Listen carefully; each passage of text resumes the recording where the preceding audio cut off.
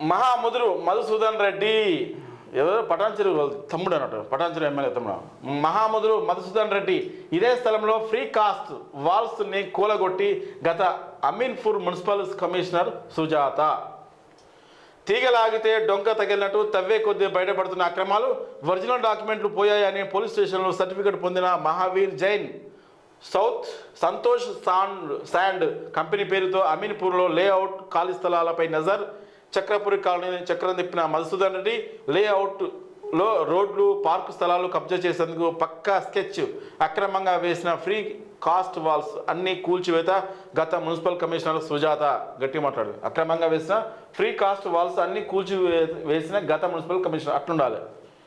కూల్చివేసిన కమిషనరే కబ్జాకు పరోక్షంగా అందించడంతో ఏమిటి మతలబు? అయ్యో మలామినా అధికారం అడ్డం పెట్టుకుని అక్రమాలకు తెగబడిన గూడెం బ్రదర్స్, వీరి అక్రమాలు మాజీ మంత్రి హరీష్ రావు హస్తం ఉందని అనుమానాలు. ఈడీ అధికారులు గత మున్సిపల్ కమిషనర్ సుజాత మహావీర్ జైన్ అక్రమాల దృష్టి సారిస్తే కళ్ళు బైర్లు కమ్మే నిజాలు బయటపడతాయని వెలువెత్తున్న డిమాండ్. గతంలో సుజాత మేడమే మున్సిపల్ కమిషనర్ సుజాత మేడమే కులగొట్టిందట. మళ్ళీ ఆమె మళ్ళీ లోపాయికారంగా ఏం ఒప్పందం కుదుర్చుకుందో మళ్ళీ వాళ్ళకు సపోర్ట్ చేసినట.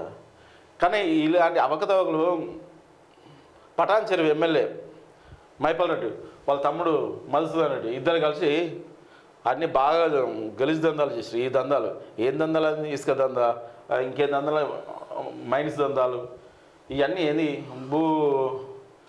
భూ దందాలు, ఇవన్నీ చేయకూడదు. మీరు ప్రజాప్రతినిధి రోల్ మోడల్గా ఉండాలి. మీరు ఖచ్చితంగా ఇలాంటి అవకతలు జరిగినాయి బయటికి ఖచ్చితంగా తీయాలి.